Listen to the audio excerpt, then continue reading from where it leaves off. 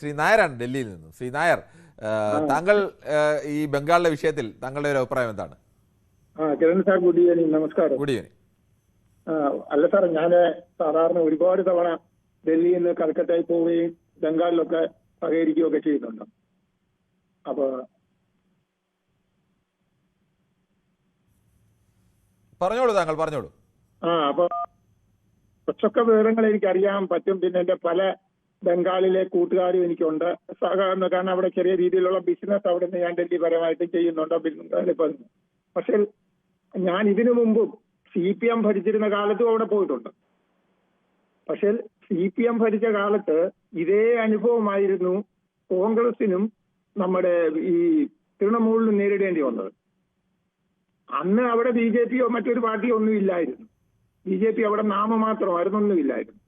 പക്ഷെ ഈ CPM പിറവിലോട്ട് പോയത് കൊണ്ട് ബംഗാളിൽ എന്ന് മമതാ ബാനർജി വന്നോ അന്ന് മുതല് അവരവിടുത്തെ ബാക്കി പാർട്ടികളെ എല്ലാം തുടച്ചു നീക്കാനാണ് ശ്രമിച്ചത്.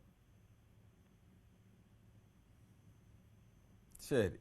അത് കഴിഞ്ഞതിന് ശേഷം സാറേ എന്ത് സംഭവിച്ചു? ഇവർ ഓരോന്ന് തുടച്ചു മാറ്റിയപ്പോൾ പതുക്കെ BJP അങ്ങോട്ട് കയറാൻ തുടങ്ങി. കഴിയുന്നതെല്ലാം നോക്കി BJP ഇല്ലാതാക്കാൻ ശ്രമിച്ചു. അതുപോലെ സുപ്രീം കോടതി ജഡ്ജിമാരെ ആക്രമിച്ച നമ്മുടെ ഇവിടെ ഒരു സ്റ്റേറ്റ് ഉണ്ടോ? സാറൊന്ന് ആലോചിച്ച് നോക്ക്, കിരൺ സാറൊന്ന് ആലോചിച്ച് നോക്ക്. പറഞ്ഞോളൂ. അപ്പൊ ആക്രമിക്കുന്ന ഒരു രാഷ്ട്രീയ പ്രബുദ്ധതയായിരുന്നു അവിടെ. പക്ഷെ ജനങ്ങൾക്ക് തൃണമൂലെന്നല്ലാതെ മറ്റൊന്നും അവിടെ പറയാൻ പറ്റത്തില്ലായിരുന്നു. നിസാരമായിട്ട് സാറൊന്ന് ആലോചിച്ച് നോക്കുക, ഒരു മെഡിക്കൽ കോളേജ് വിദ്യാർത്ഥി ഒരു പെണ്ണിനെ ഏത് രീതിയിൽ അക്രൂരമായിട്ട് ബലാത്സംഗം ചെയ്തു കൊന്നത്. അതുപോലൊക്കെ സഞ്ജയ് കാലി എന്ന് പറയുന്ന സ്ഥലത്ത് എന്തുമാത്രം സ്ത്രീകളെയാ സാറേ ഉപദ്രവിച്ചതൊക്കെ. അതൊക്കെ ജനങ്ങൾക്ക് ആരോടും പറയാൻ പറ്റത്തില്ലായിരുന്നു. പറഞ്ഞു കഴിഞ്ഞാൽ അവർക്ക് ഒരുപാട് ബുദ്ധിമുട്ടുകൾ നേരിടേണ്ടി വരുമായിരുന്നു. അപ്പൊ അത് എല്ലാം കഴിഞ്ഞു കഴിഞ്ഞപ്പോൾ ഇവരെ ഒരു നോർമലായിട്ട് BJP വന്നു ഞങ്ങൾക്ക് ഇനി ഞങ്ങളുടെ കാര്യം വെളിയിൽ പറയാമെന്നുള്ള ഒരു തോന്നലുണ്ടായ ഒരു ജനക്കൂട്ടമുണ്ട്. പക്ഷെ BJPയുടെ സപ്പോർട്ട് ഇല്ലെന്നൊന്നും ഞാൻ പറയത്തില്ല. നല്ലോണക്ക് BJPയുടെ സപ്പോർട്ട് കാണും ഇതിനകത്ത്. അവരൊന്നും അത്ര നല്ല ആൾക്കാരാണെന്ന് ഞാൻ പറയത്തില്ല. പക്ഷെ അവരുടെ ഒരു ജനസമൂഹം ഉള്ളിൽ ഒതുക്കിക്കൊണ്ടിരുന്ന ആ വികാരങ്ങളെല്ലാം കൂടി ഒന്നിച്ച് പുറത്തു ചാടി അതിന് വേണ്ടിയിട്ട് BJP നല്ലോണക്ക് അവരെ ഹെൽപ്പും ചെയ്യുന്നുണ്ട്. ഇല്ലെന്നൊന്നും പറയാൻ പറ്റത്തില്ല സെക്രട്ടറി സാറെ. 100% അവർ ഹെൽപ്പ് ചെയ്യുന്നുണ്ട്. അതുകൊണ്ടാണ് ഇങ്ങനെയൊക്കെ സംഭവിച്ചത്. ശരി, താങ്കളുടെ അഭിപ്രായം വളരെ വ്യക്തമാണ്. അങ്ങനെയൊക്കെ മുൻകാലങ്ങളിലുണ്ടായ സംഭവങ്ങൾ, ഈ പാർട്ടികളൊക്കെ മുൻകാലങ്ങളിൽ മറ്റ് പാർട്ടികളോട് പെരുമാറിയത് ഇപ്പോൾ BJPയും അത് തന്നെ ആ പാർട്ടികളോട് തിരിച്ച് പെരുമാറുന്നു. പക്ഷേ ആര് എപ്പോൾ ചെയ്താലും ഒരു തെറ്റ് എപ്പോഴെങ്കിലും തിരുത്തപ്പെടണം. അല്ലാതെ ആവർത്തിച്ച് അവിടെ പണ്ട് ഞങ്ങളെ ഇങ്ങനെ തല്ലിയിട്ടുണ്ട് അതുകൊണ്ട് പിന്നെയും തല്ലുക എന്നുള്ളതല്ല. ആ തെറ്റ് തിരുത്തപ്പെടുക എന്നുള്ളതാണ് ജനാധിപത്യത്തിൽ പ്രധാനം. ശ്രീ കൃഷ്ണകുമാറാണ്, കരുനാഗപ്പള്ളിയിൽ നിന്നാണ് വിളിക്കുന്നത്. ശ്രീ കൃഷ്ണകുമാർ, താങ്കൾ കരുനാഗപ്പള്ളിയിൽ എവിടെയാണ്? കൃഷ്ണകുമാറിൻ്റെ ടെലിഫോണിൽ എന്തോ തടസ്സമുണ്ടായി എന്ന് തോന്നുന്നു. വിജയനാണ് കൊല്ലത്ത്. ശ്രീ വിജയൻ, താങ്കൾ പറഞ്ഞോളൂ. നമസ്തേ, പറഞ്ഞോളൂ. ഇതിനകത്ത് ഇപ്പൊ പറയാനെന്ന് പറഞ്ഞു കഴിഞ്ഞാൽ പശ്ചിമ ബംഗാളിൽ ആദ്യം ജ്യോതി ബസുവും പിന്നെ മറ്റേ പുതുദൈവ പട്ടാചാരിയും ഒക്കെയാണ് ഭരിച്ചത്. അന്നും ഇതിലുമൊക്കെ വലിയ ബുദ്ധിമുട്ടായിരുന്നു അവിടെ മറ്റു ഉള്ള പാർട്ടികൾക്ക് പ്രവർത്തിക്കാനും പ്രതിപക്ഷത്തിരിക്കാനും ഒക്കെ വലിയ ബുദ്ധിമുട്ടായിരുന്നു. അതേപോലെ തന്നെ ഇവർ വന്നപ്പോഴും അതേപോലുള്ള ബുദ്ധിമുട്ട് തന്നെ ഇവര് ചെയ്തത് കണ്ട് അതേപോലെ തന്നെ അവരും മമതയും ചെയ്തു. ഇപ്പം BJP വന്നപ്പോൾ ഒരേ തെറ്റ് എല്ലാവരും ആവർത്തിക്കുകയാണ്, അങ്ങനെയാണോ? അല്ല, ആവർത്തിക്കല്ല, അത് ജനങ്ങളുടെ ഒരു ദോഷമായിട്ട് ഇപ്പൊ വരികയാണെന്നാണ് എനിക്ക് തോന്നുന്നത്. കാരണം അല്ലാതെ ആരുടെ ആഹ്വാനമൊന്നും ഇല്ലാതെ ജനങ്ങൾ സ്വന്തമായിട്ട് തീരുമാനിച്ച് ഇങ്ങനെ അടിക്കുകയാണോ? അല്ലല്ല, സന്ദേശ് ചിങ്കാൻ എന്ന് പറഞ്ഞ സ്ഥലത്തെ കാര്യങ്ങൾ ഇപ്പൊ ഒരാൾ പറഞ്ഞല്ലേ, അത് സാറിന് അറിയല്ലേ? അങ്ങനെയൊക്കെ നമ്മുടെ ഇന്ത്യ മഹാരാജ്യത്ത് അങ്ങനെ ഒരു സംഭവമൊക്കെ. ശരി, ഓക്കെ, താങ്കളുടെ അഭിപ്രായം വ്യക്തമാണ്. നമുക്ക് പെട്ടെന്ന് യൂട്യൂബിലെ ചില കമൻറ്റുകൾ കൂടി വായിക്കേണ്ടതുണ്ട്. നമസ്കാരം. ഇന്നലെ ഒരു കമൻറ്റ് പോലും വായിക്കാത്തതിനാൽ ഇന്ന് നോ കമൻറ്റ്സ് എന്ന് സുനിൽകുമാർ പറയുന്നു. ഇന്ന് അതുകൊണ്ടാണ് തുടക്കത്തിൽ തന്നെ ഉണ്ടായിരുന്ന കമൻറ്റ് ആദ്യം തന്നെ വായിച്ചത്. രണ്ടായാലും ഒരു കുഴപ്പവുമില്ല. TMC കാരണം 2021 മരിച്ച ആൾക്കാരെ പറ്റി ഒരു പൊതുവേദി ചർച്ച വെക്കണമെന്ന് ഗോമാതാജി പറയുന്നു. എന്തായാലും പേര് സ്വന്തമായിട്ട് ഗോമാതാജി എന്നൊക്കെ ഇട്ടത് കൊള്ളാം. അതിനെക്കുറിച്ച് പണ്ട് ഗോ മാതാവാണെങ്കിൽ എന്നൊക്കെ പറഞ്ഞൊരു തമാശ പണ്ട് അഴീക്കോട് പറഞ്ഞതുണ്ട്. അതൊക്കെ ആളുകൾ ചോദിച്ചാൽ നാണക്കേടാവും. ആരും കമൻറ്റ് ഇട്ടിട്ട് കാര്യമില്ല. ഇന്നത്തെ അവതാരം കമൻറ്റ് നോ മാനിയ എന്നായിരിക്കും ഉദ്ദേശിച്ചത്. ഉള്ള ആളാണെന്ന് ശശിധരൻപിള്ള പറയുന്നു. നമസ്കാരം.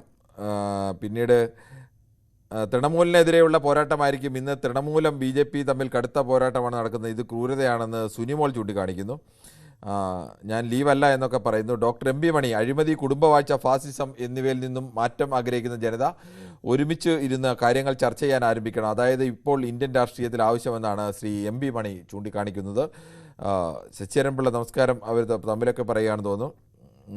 കഴിഞ്ഞ 10 വർഷം തൃണമൂൽ ഗുണ്ടകൾ ഹിന്ദുക്കളോടും BJPയോടും കാണിച്ച ക്രൂരതയ്ക്കുള്ള തിരിച്ചടി എന്നൊക്കെ രാജ് VLA പറയുന്നു. ഈ ഹിന്ദുക്കളോടും എന്ന് പറയാൻ പറ്റത്തില്ല. ഈ തൃണമൂൽ കോൺഗ്രസിൻ്റെ വലിയൊരു വിഭാഗം പ്രവർത്തകർ ഹിന്ദുക്കളാണ്. അവിടുത്തെ ബംഗാളിലെ ഏറ്റവും കൂടുതൽ ഉള്ള മതവിഭാഗവും ഹിന്ദുവാണ്. ഹിന്ദു പിന്തുണയില്ലാതെ ഒന്നും ഒരു പാർട്ടിക്ക് അവിടെ ഭരിക്കാനൊന്നും കഴിയില്ല. തൃണമൂൽ കോൺഗ്രസിൻ്റെ മഹാഭൂരിപക്ഷം പേരും മുസ്ലിം പിന്തുണയ്ക്ക് ഒപ്പം എന്നല്ല, മുസ്ലിം പിന്തുണയ്ക്കാൾ കൂടുതൽ ആളുകൾ അവിടെ ഹിന്ദു പിന്തുണയിൽ ഉണ്ടായിരുന്ന പാർട്ടിയാണ്. അതുകൊണ്ട് ഈ ഹിന്ദുക്കൾക്കെതിരെ എന്നൊന്നും പറയുന്നത് ശരിയല്ല. BJPയുടെ നേരത്തെ അവരും ഈ ഗുണ്ടായുസം കാണിച്ചിട്ടുണ്ട് എന്നുള്ളത് നമുക്ക് അംഗീകരിക്കാം. അങ്ങനെയൊക്കെ ഉള്ളത് കാണിച്ചിട്ടുണ്ട്. പക്ഷേ അത് ഹിന്ദു മുസ്ലിം നോക്കിയൊന്നുമല്ല. BJPയിലെ ആൾക്കാർ തന്നെയാണോ ഇത് ചെയ്തതെന്ന് സുനിമോൾ ചോദിക്കുന്നു. Vijayachandran, where is mister Manu എന്ന് ചോദിക്കുന്നു. മനു ഇന്നലെ ഉണ്ടായിരുന്നു. നമസ്കാരം. ഇന്നലെ അല്ല പിന്നെ ഞാൻ ഉണ്ടായിരുന്നു. നമസ്കാരം സാർ. BJPയെ ഇന്ത്യ കുട്ടിച്ചോറാക്കും, എല്ലാ സ്റ്റേറ്റിനെയും മണിപ്പൂരാക്കി മാറ്റുമെന്ന് ജയകുമാർ പറയുന്നു. നന്ദകുമാർ P പറയുന്നു, ഇതിലേക്ക് എന്തിനാണ് മതം കൊണ്ടുവരുന്നത്? ദുർഭരണം, ജനരോഷം സ്വാഭാവികം എന്ന് പറയുന്നു. എനിക്ക് തോന്നുന്നു മുമ്പ് എഴുതിയ ആളിനുള്ള മറുപടിയാണ് നന്ദകുമാർ പറഞ്ഞതെന്നാണ് തോന്നുന്നത്. രാജ് VLA പറയുന്നു, അവനെ കൊന്നു കളഞ്ഞൊന്നുമില്ലല്ലോ. അതെന്തൊരു പറച്ചിലാണ് ശ്രീ രാജ് VLA. കൊന്നു കളഞ്ഞൊന്നുമില്ല, അതുകൊണ്ട് ഒരാളെ അടിക്കാം എന്നാണോ? അതൊന്നും ശരിയല്ലേ. ഇനി അയാൾ ഏത് ക്രൂരനോ തെമ്മാടിയോ അല്ലെങ്കിൽ എത്രത്തോളം ആളുകൾക്ക് കല്ലെറിഞ്ഞ് കൊല്ലേണ്ട ഒരു കൊലപാതകയോ ഒക്കെ ആയിക്കോട്ടെ, പക്ഷേ ഒരാളെ ആക്രമിക്കാൻ, ഒരു ആൾക്കൂട്ടത്തിന് ആക്രമിച്ച് ആ നീതി നടപ്പാക്കുക, അതെന്ന് പറഞ്ഞാൽ പ്രാകൃതമായ നീതിയാണ്. അതല്ല അത് ജനാധിപത്യത്തിലും സംസ്കാരത്തിലും വേണ്ട. അത്ര ഒരു സംസ്കാരം ഉള്ള ഒരു ജനതയുടെ ഇടയിൽ നിന്ന് ഒരാൾ അങ്ങനെ കൊന്നുകളഞ്ഞില്ലല്ലോ എന്നും പറയുന്നത് ഒരു സംസ്കാര ശൂന്യതയാണ് എന്നതുകൂടി താങ്കളെ ഓർമ്മിപ്പിക്കുകയാണ്. അതോടൊപ്പം തന്നെ മറ്റ് ഒരാളുടെ തന്നെ കമൻറ്റുകൾ പിന്നീട് ആവർത്തിച്ച് വരുന്നതാണ് ഞാൻ വായിക്കാതിരിക്കുന്നത്. ഇത്രയും ദിവസം സുനിമോളെ എന്ന് വിളിച്ച് ടീച്ചർ എന്ന് വിളിച്ചതുകൊണ്ട് തമാശ പറഞ്ഞതാണ് എന്നൊക്കെ പറയുന്നത് നമുക്ക് തമ്മിലുള്ള കമൻറ്റുകളാണെന്ന് തോന്നുന്നു. BJP ആണെങ്കിൽ അവർ ജയിച്ച എല്ലാ സ്ഥലത്തും വയലൻസ് നടക്കണ്ടേ എന്ന് ചോദിക്കുന്നു. പക്ഷേ ബംഗാളിൽ നടക്കുന്നുണ്ട്. അത് വ്യക്തമായ തെളിവുകളോടുകൂടി തന്നെയാണ് ഇപ്പോൾ മാധ്യമങ്ങളൊക്കെ റിപ്പോർട്ടുകൾ വരുന്നത്. BJP ഭരിച്ചപ്പോൾ മാത്രമേ നമ്മുടെ അടുക്കളയിൽ കയറി വിദേശ രാജ്യങ്ങൾ ആക്രമിച്ചിട്ടുള്ളൂ എന്ന് ജയകുമാർ പറയുന്നത്. എനിക്ക് തോന്നുന്നു ഇപ്പോഴത്തെ യുദ്ധവുമായി ബന്ധപ്പെടുത്തിയാണെന്ന് പറഞ്ഞെന്ന് തോന്നുന്നു. കൃഷ്ണൻകുട്ടി പറയുന്നു, ഇന്നലെ കുറേ കമൻറ്റുകൾ എഴുതി, ഒന്നുപോലും വായിച്ചില്ല, ഇത് തന്നെ സംഭവിക്കുമെന്നൊക്കെ കൃഷ്ണൻകുട്ടി പറയുന്നു. ശ്രീ കൃഷ്ണൻകുട്ടി, ഇന്ന് തുടക്കത്തിൽ തന്നെ ഞാൻ കമൻറ്റ് വായിച്ചാണ് തുടങ്ങി. ഇന്നലെ വായിക്കാൻ ഇന്നലെ തിരക്കിൽ പറ്റിയില്ല. ഇടയ്ക്ക് എൻ്റെ മൊബൈൽ ഒന്ന് സ്വിച്ച് ഓഫ് ആയിരുന്നു. അതുകൊണ്ട് പെട്ടെന്ന് മൊബൈൽ നോക്കിയാണ് നമ്മൾ ഈ സാധനം വായിച്ചുകൊണ്ടിരിക്കുന്നത്. അപ്പോൾ അത് നടന്നില്ല. കൃഷ്ണൻകുട്ടി സാർ, പിള്ള സാർ, ജയകുമാർ, എല്ലാവർക്കും അങ്ങോട്ട് പരസ്പരം നമസ്കാരം പറയുന്ന ആളുകളൊക്കെയാണ്. നല്ല ഭരണം ആഗ്രഹിക്കുന്ന ബംഗാൾ ജനതയ്ക്ക് അക്രമാസക്തമാകുന്ന ഭരണമാണോ കാഴ്ചവെക്കേണ്ടത്? BJP വിശ്വസിച്ചാണ് ജനം വോട്ട് നൽകിയതെന്ന് പറയുന്നു. അതോടൊപ്പം തന്നെ വിജയചന്ദ്രനുണ്ട്. അതോടൊപ്പം പ്രദീപ് കുമാർ പറയുന്നു, മിസ്റ്റർ ബാലകൃഷ്ണൻ ചേട്ടൻ, I'm so happy you back. Please welcome the platform for everybody. We can open talks. It's your opinion. This is the പൊതുവേദി. There is no enemy or friend forever എന്ന് പറയുന്നു. അങ്ങനെ front forever എന്ന് പറയേണ്ട കാര്യമില്ല. നമ്മളെപ്പോഴും സുഹൃത്തുക്കളാണ്. ആരും എതിരഭിപ്രായം പറഞ്ഞാലും ഒക്കെ സുഹൃത്തുക്കളാണ്. നമ്മുടെ പൊതുവേദിയിൽ തന്നെ വിളിച്ച എന്ത് രൂക്ഷമായി എനിക്കെതിരെ വരെ പറയുന്ന അഭിപ്രായം പറയുന്നവരുടെ കമൻറ്റുകൾ പോലും നമ്മൾ വായിക്കാറുണ്ട്. അത് ഓരോരുത്തരുടെ അഭിപ്രായമാണ്. അതിനെ ആ തരത്തിൽ തന്നെയാണ് നമ്മളെപ്പോഴും കാണുന്നത്. അനുഭവമാണല്ലോ വലിയ പാഠം. ബംഗാളിലെ വിശേഷങ്ങൾ കണ്ടപ്പോൾ കേരളത്തിൽ CPM അനുഭവിക്കാൻ പോകുന്ന കാര്യങ്ങളാണ് മനസ്സിൽ വരികയാണ് എന്ന് സദാശിവൻ നായർ പറയുന്നു. എന്തായാലും കേരളത്തിൽ അങ്ങനെ ഇടതുമുന്നണിയും വലതുമുന്നണിയും ഒക്കെ മാറി മാറി ഭരിക്കും. അവിടെ കേരളത്തിൽ അങ്ങനെ നേതാക്കളെ ആക്രമിക്കുന്ന രീതിയൊന്നും കേരളത്തിലല്ല ഇന്ത്യയിലെ മഹാഭൂരിപക്ഷം സംസ്ഥാനങ്ങളിലും അങ്ങനെയൊന്നും ഉണ്ടായിട്ടില്ല. അത് ബംഗാളിൻ്റെ ഒരു രീതിയാണ്. മുരളി പറയുന്നു, ശശിധരൻപിള്ള നമുക്ക് ആരോടും വിരോധം വേണ്ട എന്ന് പറയുന്നു. കൂടുതൽ വാർത്തകൾക്ക് News 18 Keralam YouTube channel subscribe ചെയ്യുക.